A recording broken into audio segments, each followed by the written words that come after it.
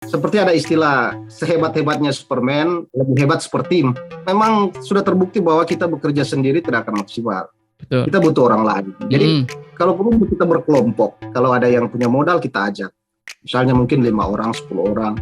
Ada yang kuasai ilmunya kita ajak. Dan bekerja menjadi satu tim dan membangun bisnis ini bersama. Jangan lagi sendiri-sendiri karena saya katakan tadi sehebat-hebatnya Superman masih lebih hebat super tim. Betul.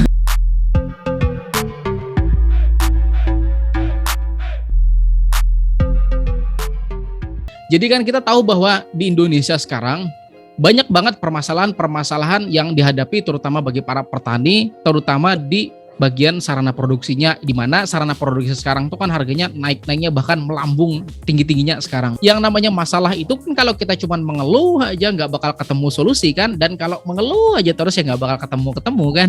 Bagaimana sih seorang Bung Henry memandang pertanian di Indonesia itu, Bung? Sebenarnya kalau menurut saya persoalan kita di pertanian Indonesia itu sangat kompleks dan memperbaikinya butuh waktu yang memang tidak cepat.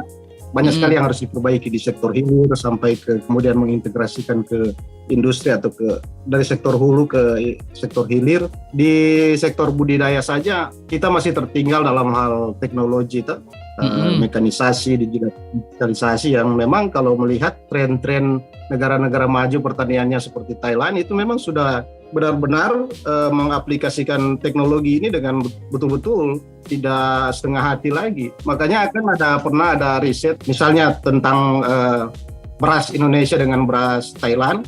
Kenapa lebih murah beras Thailand? Karena mereka mampu menekan biaya produksi dibanding Indonesia yang masih banyak melakukan ini secara tradisional, sehingga dari segi harga kita sulit bersaing dengan Thailand. Kalau di sisi importirnya ya pasti dia memilih beras dari impor karena margin laba lebih besar dia bisa peroleh kan. Lalu kalau setahu Bung Henry nih, berapa banyak sih kita tuh bisa menekan biaya produksi ketika kita menggunakan pertanian yang tidak tradisional atau bisa dibilang pertanian yang menggunakan mekanisasi seperti itu, Bung? Memang kompensasi dari mekanisasi kan investasi di awal yang besar kan. Betul. Tetapi kita melihat ini secara jangka panjang. Kalau membangun sektor pertanian harus melihat secara jangka panjang. Negara-negara maju yang berhasil itu seperti contoh Korea Selatan dari tahun akhir 60-an sudah mekanisasi dan mereka menargetkan jangka panjang. Apalagi China kan terkenal dengan pembangunan jangka panjang ya kan. Betul. Kemudian direalisasikan setiap dekade dan itu terukur betul-betul dilakukan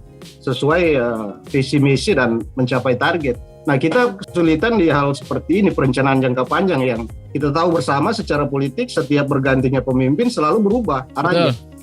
Perubahan-perubahan seperti ini kemudian membuat sistem kita sulit maju karena itu perubahan regulasi, kebijakan dan lain-lain, sehingga arahnya tidak jelas. Lalu seharusnya seperti apa tuh, Bung? Ya itulah yang memang kalau mau bicara merubah ini seperti yang saya kemukakan tidak mudah. Tetapi dengan berbagai konsistensi dan komitmen bersama, saya rasa bisa, tetapi memang harus membuat perencanaan-perencanaan yang saya katakan tadi, jangka panjangnya 20 tahun, 30 tahunnya apa, kemudian kita merealisasikan itu setiap 5 tahun, 10 tahun, sampai bisa. Seperti yang saya katakan tadi, yang paling mendesak adalah mekanisasi, karena ini terbukti mampu menekan biaya produksi kita yang supaya kita bisa bersaing secara global. Karena begini, Bung Rizal, kita tidak bisa produksi pertanian hanya bergantung pada market lokal. Betul. Nah, negara-negara maju yang kita lihat sekarang seperti Thailand, Vietnam, mereka kecenderungan hasilnya itu diekspor.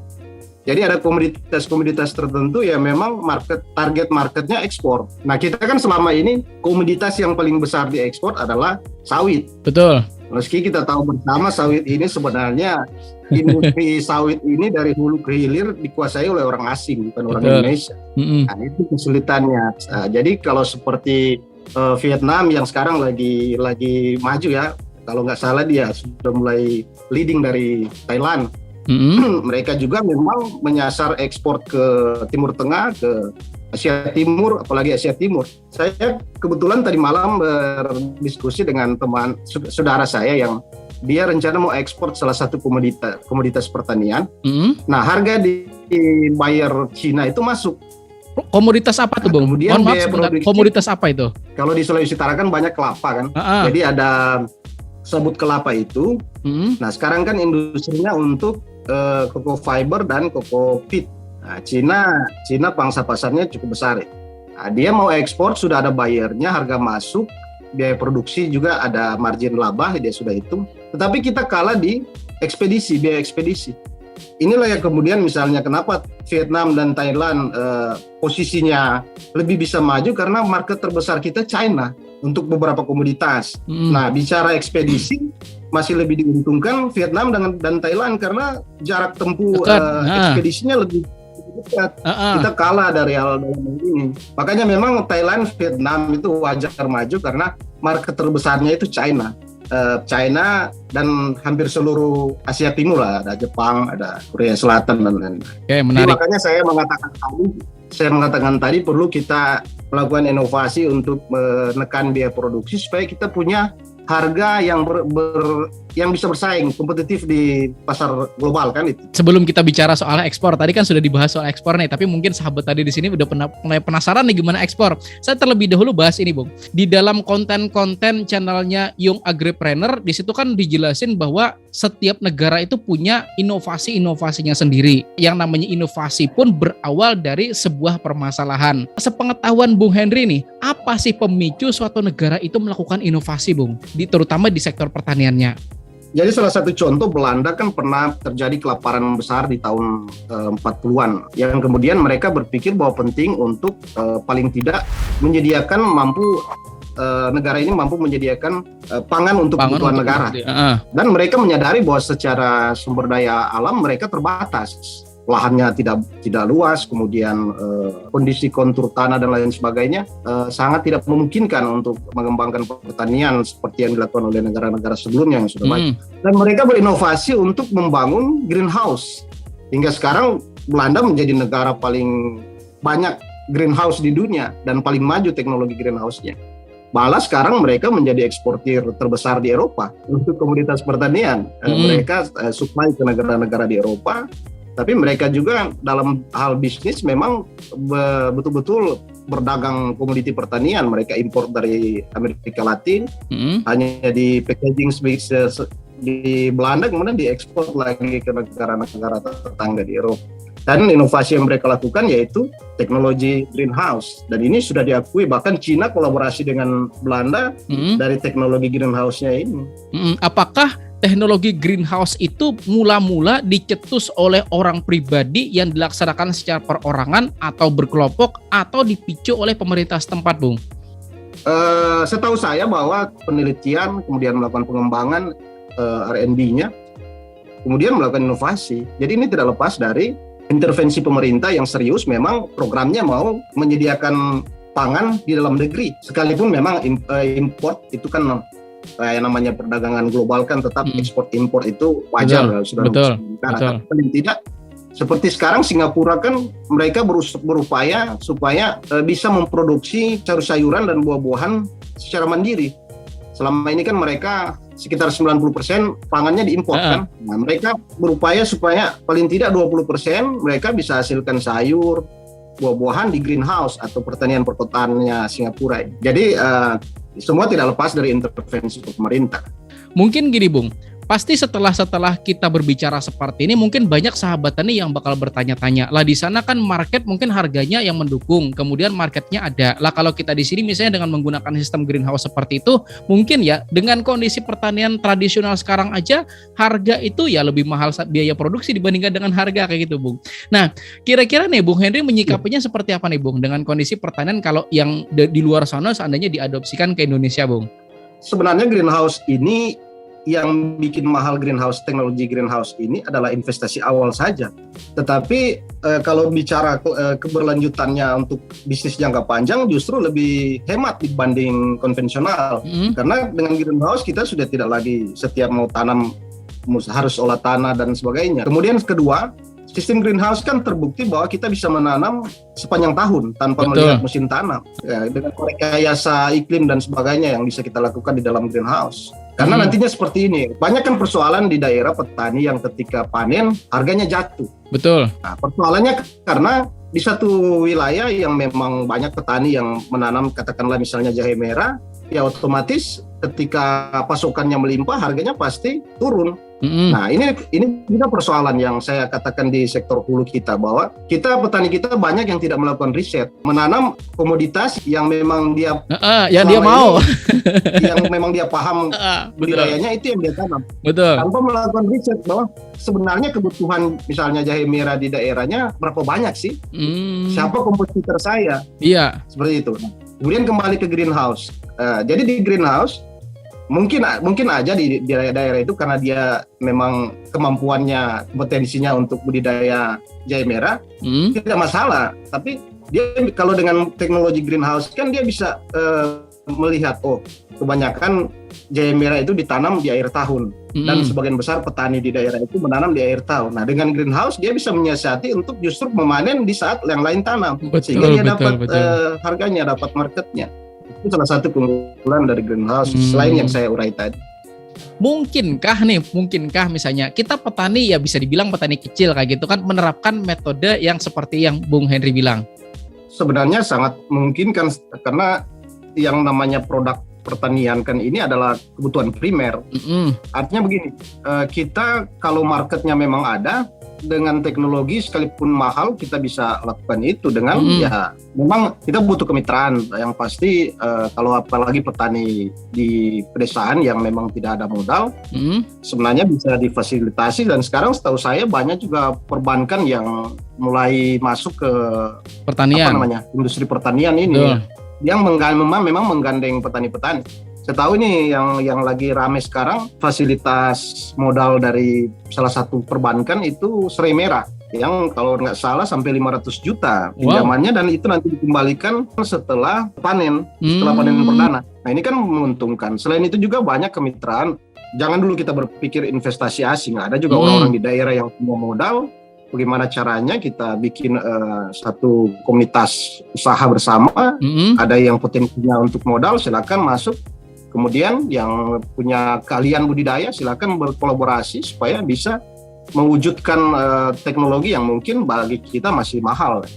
Nah, sekarang seperti ini kan trennya sekarang kan banyak petani-petani milenial yang melihat dan melakukan ini sebagai bisnis. Contoh sayur box kan? Iya, betul. Box ini kan dia melihat bahwa ada market penjualan langsung yang bisa digarap, dan dia menggandeng petani. Saya tidak tahu, mungkin ada program memodali petani juga, saya tidak tahu, saya tidak pelajari. Tapi ini satu sistem baru yang dilakukan oleh anak-anak milenial yang memang merubah sebuah sistem yang dulunya petani ketika panen jualnya dilempar aja bebas ke pasar, mau di harga mahal atau murah, terserah aja ke harga tengkulak. Tapi sekarang dengan sistem contoh sayur box, dia kan bisa punya harga stabil karena memang langsung diserap hasilnya. Terus ada program-program membina petaninya dan program kemitraan ini sebenarnya model yang bagus yang harus kita kembangkan. Karena persoalan kita yang saya bicara di sektor hulu, petani kita masih banyak yang melakukan usaha pertanian ini setengah hati saja. Misalnya begini, mungkin dia kalau kita bicara anak muda mungkin melakukan kegiatan bertani karena mungkin belum punya pekerjaan, lagi menunggu lamaran diterima, dia bertani, atau karena sudah tidak ada pilihan lain bertani. Akhirnya hasilnya tidak maksimal karena setengah hati melakukan ini. Dan memang banyak bukti yang bisa kita lihat, apalagi di daerah-daerah pedalaman ya, melihat bahwa pertanian ini adalah sebuah kegiatan yang tidak punya masa depan, adalah sebuah profesi yang buruk, profesi yang kotor, rata ekonominya di bawah dan tidak menarik. Dan memang juga karena penghasilan petani kan pernah ada risetnya bahwa penghasilan petani itu jauh memang dari berbagai profesi, profesi petani itu yang penghasilannya paling rendah. Dan ini stigma ini sudah lama ada di kita, di masyarakat. Apalagi di negara-negara berkembang, bahkan negara miskin, memang stigma petani sangat buruk. Beda dengan di negara-negara maju seperti di Eropa, memang petani kelasnya boleh dibilang di atas menengah, dianggap sebagai profesi yang menarik di Eropa. Di Indonesia, stigma buruk yang sudah ada selama ini kemudian membuat banyak orang tidak serius di usaha pertanian. Betul. Saya sempat kan kata petani ini kan sebenarnya adalah kesepakatan petani penyangga tatanan ekonomi negara. Ekonomi negara Indonesia ya. Negara petani. Indonesia. Ini kan cuma kesepakatan istilah petani.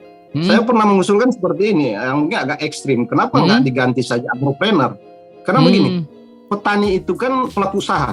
Betul. Jadi mereka memodali, mereka mengerjakan, menggarap, kadang juga mencari market sendiri, atau bisa juga mempekerjakan orang lain. Jadi ini adalah aktivitas usaha.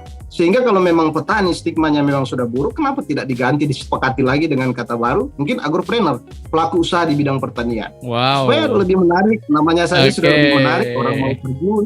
Dan perlu juga ada edukasi ke petani, misalnya ada program nih, bahwa kita mau bikin pemerintah Kementerian Pertanian, katakanlah mau bikin program mencetak agropreneur, pelaku usaha di bidang pertanian. Ini tentu dibarengi dengan edukasi, memberi wawasan, memberi pengetahuan tentang prospek bisnisnya, komoditas-komoditas apa yang unggul, komoditas apa yang diperdagangkan dengan banyak pasarnya besar. Selain itu juga tentu harus dibarengi dengan bagaimana pemerintah menyiapkan segala fasilitas untuk marketnya, seperti mungkin kalau ekspornya mungkin tujuan akhir, tapi kita juga bisa lakukan hilirisasi produk-produk tertentu yang sudah memang diinventarisir oleh pemerintah. Oh, ini produk-produk dibutuhkan oleh industri, silakan dipersiapkan industrinya, kemudian dihilirisasi dan ada kemitraan dari petani dengan industri-industri ini supaya jelas petani setiap panen sudah ada kontrak untuk masuk ke industri. Nah, kemudian diklasifikasi bahwa ini produk-produk untuk industri lokal, kemudian ini produk untuk ekspor, dan ini produk untuk di pasar bebas. Misalnya hortikultura kan misalnya di pasar-pasar bisa jual secara bebas di pasar profesional. Dan ini memang harus ada intervensi pemerintah. Tapi memang yang paling penting itu tadi mengubah mindset, persepsinya menjadi satu bisnis, peluang bisnis bukan lagi sebagai pekerjaan yang dilakukan terpaksa setengah hati, yang akhirnya dampaknya banyak juga petani yang bekerja dengan tidak serius karena hanya berpikir ini pekerjaan atau profesi sampingan, tidak punya masa depan. Bicara soal bisnis, Bung, tadi kan disebut di awal tadi soal sayur box kan. Nah, jadi mungkin saya akan mengembalikan sedikit pembicaraan kita dulu, bahwa kayak gini loh, di Indonesia kita dihadapkan dengan suatu keadaan di mana sarana produksi kita dibeli di pasar monopoli, di mana harga sudah ditentukan oleh produsen pembuatnya, dan kita panen kemudian menjual ke pasar bebas, di mana harga ditentukan oleh pasar itu sendiri. Otomatis kan sebetulnya kalau memang kondisinya berlanjut aja seperti itu, ya seperti yang Bung tadi bilang, bahwa ya profesi petani itu pada akhirnya bukan sesuatu yang menggairahkan lagi kayak gitu loh. Kan berbicara soal bisnis, berarti bagaimana caranya mengubah pasar yang tadinya pasar bebas menjadi pasar monopoli seperti itu tadi. Nah, menurut Bung Henry nih, gimana cara kita mengubah dari pasar bebas ke pasar yang bisa ditentukan oleh petani itu sendiri, Bung? Salah satu terobosan dari sayur box, ada banyak juga sebenarnya kan, ada Tani Hub, 5 kilo dan lain-lain. Sebenarnya terobosan mereka jelas untuk menciptakan market sendiri yang bisa diatur. Mereka bisa mengatur market itu bahkan dengan harga yang, artinya begini, misalnya ketika sayur box atau katakanlah ada startup baru yang kemudian muncul, mungkin misalnya dia main di segmentasi produk organik misalnya, dia kan bisa nentuin harganya, karena artinya begini, dia kan pasti sudah riset bahwa ternyata market untuk pertanian organik sekian persen misalnya dia mau main di satu daerah, satu kota besar, Jakarta katakanlah, ternyata market komoditas pertanian organik itu sekian persen. Dia sudah baca, bikin analisa, dan dia bisa bermain harga karena komoditas hasil pertanian organik ini kan sebenarnya fleksibel harganya. Ini kan ditentukan oleh standar kesehatannya orang. Kalau dia ingin sehat ya pasti dia mau membeli yang sehat. Dia bisa mengatur harga dan menciptakan market sendiri dengan terobosan startup seperti sayur box dan lain-lain. Memang kalau bicara industri kan memang petani harus menyesuaikan dengan harga yang dibutuhkan atau harga yang ditetapkan industri. Itu makanya saya katakan tadi memang harus ada klasifikasi bahwa kita petani diarahkan bahwa menanam untuk komoditas tertentu tujuannya ekspor. Kemudian ada komoditas lain tujuannya untuk industri. Komoditas lain tujuan untuk pasar lokal. Semua itu diklasifikasi, diatur, dan pemerintah harus memberi selalu update informasi. Kalau bisa tentu berintervensi sampai menyiapkan pasar ekspornya misalnya, atau industri apa yang mau dibawa ke Indonesia, atau ada mungkin anak negeri yang ingin membangun industrinya supaya ini betul-betul berkembang, marketnya besar, marketnya di mana-mana bisa masuk. Contoh seperti China kan keunggulannya mereka memang jadi salah satu negara importir hasil pertanian terbesar. Tetapi keunggulannya mereka itu di reekspor, artinya diproduksi kembali kemudian diekspor lagi. Sehingga neraca perdagangan mereka untuk hasil pertanian masih lebih besar. Betul. Dari yang sudah diolah, yang sudah diperang jadi. Mungkin gini aja, Bung. Langkah-langkah konkret atau langkah-langkah yang bisa kita lakukan untuk bisa seperti itu tuh kayak gimana tuh? Mungkin step-stepnya gitu, Bung. Saya pikir yang perlu kita lakukan adalah pola kerjasama. Artinya begini, seperti ada istilah sehebat-hebatnya Superman, lebih hebat seperti tim. Misalnya di daerah, kan memang sudah terbukti bahwa kita bekerja sendiri tidak akan maksimal. Betul. Kita butuh orang lain. Jadi kalau perlu kita berkelompok, ada yang saya katakan tadi, kalau ada yang punya modal kita ajak. Misalnya mungkin 5 orang, 10 orang. Ada yang kuasai ilmunya, kita ajak. Dan bekerja menjadi satu tim dan membangun bisnis ini bersama. Jangan lagi sendiri-sendiri, karena saya katakan tadi, sehebat-hebatnya seperti tim, masih lebih hebat. Superman masih lebih hebat seperti tim. Betul. Gotong royong lah. Artinya mungkin di sini kan dari kumpulan beberapa petani yang mungkin ya satu orang di sini kan menguasai ilmunya, 2 orang menguasai di bagian ini. Ada yang punya modal dikumpulkan jadi satu, akhirnya mereka membentuk suatu tim kayak gitu ya, Bung. Membentuk satu tim, akhirnya dari tim ada juga di tim itu yang misalnya ada eksportir, kemudian ada yang mau main di ekspor misalnya kan, kemudian ada yang mau main di industrinya, ya berkelompok lah supaya lebih. Sampai akhirnya pada pembicaraan soal ekspor. Ini kan mungkin udah jadi apa ya? Bagi teman-teman nih pengen tahu nih gimana caranya ekspor kok. Kita tuh bisa nggak sih, Bung, sebenarnya ekspor, Bung? Bisa, siapa saja bisa. Yang penting kan urus izinnya. Ada teman saya sekarang sedang bangun pabrik porang di daerah saya.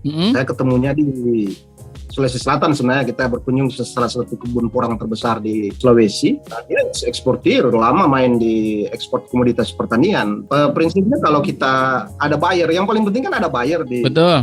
Ada buyer di luar negeri. Kita siapkan semua yang diperlukan untuk izin-izin, termasuk di balai karantina dan lain-lain. Siapa saja bisa. Yang paling penting ada pembelinya. Betul. Nah, mungkin memang persoalan kenapa kita sulit bersaing. Yang sebenarnya yang saya katakan tadi, kita sulit bersaing di pasar ekspor karena harga. Harga kita masih lebih tinggi dibanding produsen-produsen yang lain. Seperti misalnya contoh rempah-rempah, kita kan salah satu pemasok rempah-rempah terbesar ke China. Tapi kompetitor terbesar kita adalah India. Nah, India kan sekarang lagi gencar-gencarnya untuk modernisasi pertanian. Tujuannya supaya harga bisa menekan harga produksi supaya mereka bisa bersaing di pasar global. Dan sekarang juga kalau bicara Asia Selatan, Pakistan sekarang sudah luar biasa perkembangan pertaniannya selain India. Bahkan kalau melihat struktur GDP-nya, PDB masih sekarang Pakistan lebih kontribusi ekonomi negaranya. Sekarang Pakistan lebih besar sektor pertanian dibanding India. Artinya gini, Bung, kalau kita kondisinya seperti ini terus, di mana negara-negara lain kan berlomba-lomba nih untuk jadi produsen dan bisa mengambil market yang sudah ada. Artinya jika memang kompetisinya udah segitu besar, kalau kita nggak mulai dari sekarang, kita bakal tertinggal ya, Bung? Ya, harus dimulai dari sekarang. Makanya yang saya usulkan tadi supaya mindset petani itu harus diubah terlebih dahulu. Salah satu yang perlu kita edukasi kepada mereka supaya bisa berproduksi dan menyasar market ekspor, market secara global. Tidak lagi hanya berharap untuk jual ke tengkulak atau pengepul yang selama ini justru kita merugi.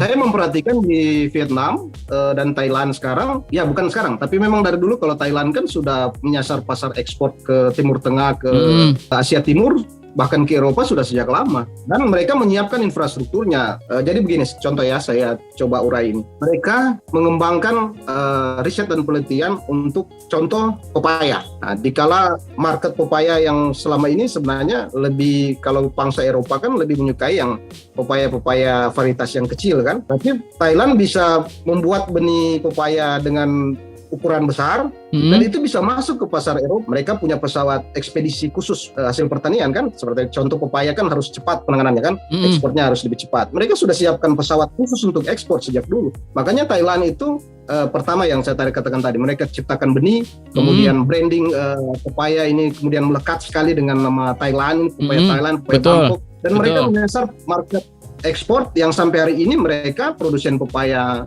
Thailand atau pepaya Bangkok sampai ke pasar Eropa, karena mereka juga menyiapkan infrastruktur. Salah satu pesawat udara untuk tujuan mengekspor hasil pertanian dari Thailand. Nah ini yang memang betul-betul direncanakan dengan matang, mulai dari hulu ke hilir sampai. Karena memang negara ini bersama Vietnam setahu saya memang sudah mempersiapkan semuanya karena betul-betul hasil pertaniannya tujuannya mau diekspor. Jadi mereka yang saya katakan memang memanfaatkan ceruk pasar ekspor yang memang ada, apalagi ke Asia Timur kan hanya dekat dari posisi mereka. Ya kan kayak gini ya, memang betul sih apa yang dibilang Bung Henry tadi bahwa Thailand itu kan luar biasa, sampai-sampai di Indonesia juga yang apa ya, yang besar-besar itu kan apa-apanya segalanya macam Bangkok kayak gitu kan. Ada ayam Bangkok. Ya. Ada durian Bangkok kayak gitu kan. Kayak gini Bung, mungkin yang jadi pertanyaan kan gitu, seandainya kita tuh mau ekspor, di mana sebetulnya kan produk pertanian itu terkenal bahwa ya kalau memang kita tuh menjual produk pertanian dalam bentuk mentah kan otomatis ya tingkat daya durabilitas atau daya ketahanan itu kan rendah sebetulnya produk-produk pertanian. Memang sudah secara alaminya kan produk pertanian mentah itu cepat rusak. Apakah kita harus mengolah dalam bentuk jadi atau bisa setengah jadi Bung untuk kita bisa ngekspor ke negara-negara yang memang berminat itu Bung? Sebenarnya keuntungan kita kalau bisa hilirisasi sebenarnya yang pasti memberi manfaat yang semakin besar ke masyarakat Indonesia kan kalau bisa dihilirisasi. Tetapi kembali lagi ke market, setelah kita buat jadi produk jadi atau setengah jadi, marketnya kemana? Yang memang selama ini kan sudah dikuasai China yang memang sudah lama bermain itu, atau di Belanda, dikuasai Belanda untuk Eropa. Karena mereka memang sudah menggarap segmen pasar itu sejak lama. Nah, kita kembali lagi ke siapa, negara mana yang mau ambil produk kita yang sudah jadi, butuh waktu dan butuh proses yang ya memang. Sebenarnya kalau mau main mentahnya saja, misalnya kita target produksi mentah, memang harus disiapkan infrastrukturnya ya. Kalau bisa pakai pesawat udara untuk bisa cepat. Betul. Kemudian nih, mungkin ini mungkin pertanyaan yang pasti banyak ditanyakan oleh orang lain. Bagaimana sih agar kita tuh bisa dapat buyer itu sendiri, Bung? Kan nggak mesti dari pasar global kan, dari pasar lokal aja sebetulnya kan yang jadi masalah kan gimana caranya kita dapetin buyer kan sebetulnya. Saya mungkin harus kembali ke hilirisasi tadi. Memang meskipun mungkin hilirisasi kita lakukan, mungkin tadi kita luruskan, mungkin untuk mentah kita ekspor ke beberapa negara sesuai komoditas yang sudah ditentukan. Untuk hilirisasi paling tidak kita targetkan untuk sebagai produk atau market dalam negeri yang masih besar. Ingat kita negara keempat terbesar di dunia populasinya, marketnya besar. Yang selama ini memang kita ekspor bahan mentah, diproduksi di Cina dan kita membeli lagi ke Cina. Sama halnya juga ke Singapura, kita ekspor mentahnya ke Singapura, kemudian di branding di Singapura dan kita beli dengan beberapa kali lipat. Harusnya kan yang saya katakan tadi, kita klasifikasi yang mau masuk ke industri yang kita produksi dalam negeri itu mungkin menyasar market lokal. Yang mentah oke lah kita lempar aja, selama ini yang mana yang meminta produk-produk itu ya main aja untuk ekspor mentah aja. Tapi hilirisasi untuk target market kita yang dalam negeri yang cukup besar. Atau mungkin kalau bisa juga ke beberapa negara tetangga Asia Tenggara yang butuh ya silakan.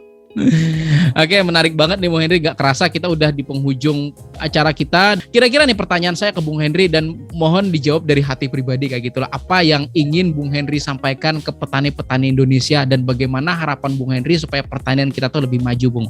Yang pasti petani harus bersemangat karena begini, profesi petani itu mulia. Kita bisa menyiapkan makanan bagi banyak orang. Kemudian yang kedua, bicara bisnis, sebenarnya produk yang kita hasilkan atau petani hasilkan itu adalah produk kebutuhan yang paling dicari orang setiap hari.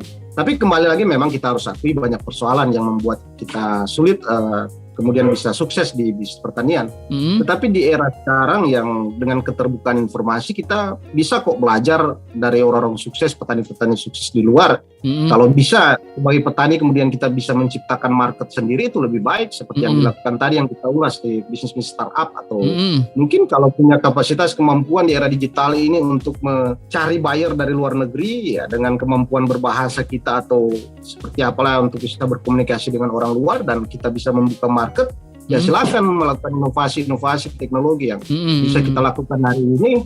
Yang pasti ada upaya-upaya untuk berkembang dan jangan menyerah dengan keadaan sekarang ketika stigma petani itu buruk kemudian menganggap bahwa profesi ini tidak menjanjikan. banyak juga orang sukses di bidang pertanian di banyak. Indonesia juga yang main komoditas pertanian sampai bisa sukses kan salah satu Bob Sadino.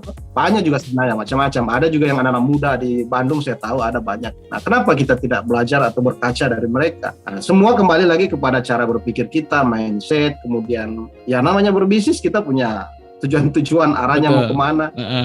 Dan untuk menuju ke sana harus betul-betul dipersiapkan semua hal yang dibutuhkan menuju ke kesuksesan saat itu yang kita tujukan harus kita persiapkan, termasuk belajar, termasuk ya kalau punya kemampuan untuk mengupgrade teknologi yang kita lakukan selama ini mungkin masih tradisional ya lakukanlah dengan mungkin ya bisa mengajak teman yang punya modal bersama-sama kita mengerjakan ini dengan tujuan untuk kesuksesan bersama, sehingga semua harus bersemangat, harus terus belajar. Saya sendiri belajar dari nol dan boleh dibilang saya satu-satunya orang yang pernah melakukan usaha pertanian dengan penerapan teknologi di daerah saya yang sudah sampai panen jagung. Saya dulu tanam jagung sampai 20 hektar, panen sudah pakai mesin panen. Hanya dengan mulut ludah bisa datangkan alatnya, masih ada sampai sekarang. Nah, saya tidak punya modal, tetapi dengan semangat yang saya miliki, saya melobi pemerintah, bahkan melobi orang di pusat bisa mendapatkan traktor roda 4 dan lain-lain. Saya lakukan itu upaya pribadi ya, tidak didukung dengan. Saya bukan orang besar yang punya power di daerah. Bahkan saya pernah melobi pemerintah wali kota dalam hal ini pada tahun 2020, ada 20 petani muda saya bawa ke Malang untuk magang. Yang selama ini tidak pernah terjadi ada magang petani dari daerah saya ke luar daerah. Itu saya lakukan, saya lobi pemerintah. Pernah juga saya melobi teman di Kementerian Pertanian untuk waktu itu ada belasan hand tractor, saya bagi-bagi ke petani, alat tanam jagung ratusan. Ini cuma modal semangat, modal betul. Beranian, semua ada jalan. Kalau kita mau berusaha pasti semua ada jalan. Yang pasti tetap semangat karena pertanian ini adalah masa depan. Banyak sekali analis-analis di dunia ini yang memprediksi bahwa pertanian ini akan menjadi profesi yang sangat menarik di masa depan. Karena ada banyak persoalan yang sedang kita hadapi, seperti salah satu perubahan iklim yang mengancam ketahanan pangan secara global kan. Betul. Inilah kesempatan kita masuk untuk memproduksi, menciptakan produk pangan yang berkualitas dengan harga yang bisa bersaing secara global, dan kita masuk ke pasarnya. Dan tentu dengan semua persiapan-persiapan yang bisa kita lakukan, kita pasti akan meraih sukses bila kita lakukan ini dengan serius. Prospeknya di depan ada, jangan menyerah, jangan selalu menyalahkan pemerintah. Kan pemerintah kan sistemnya mensubsidi saja, membantu. Karena pemerintah harus memperhatikan banyak hal, tidak harus petani saja. Jadi kita sebagian besar yang menentukan kesuksesan itu adalah diri kita sendiri. Kalau dibantu oleh pemerintah, disubsidi oleh pemerintah, ya terima kasih. Kita bersyukur ada support, meskipun mungkin sedikit. Tapi yang paling penting dari diri kita untuk melakukan itu.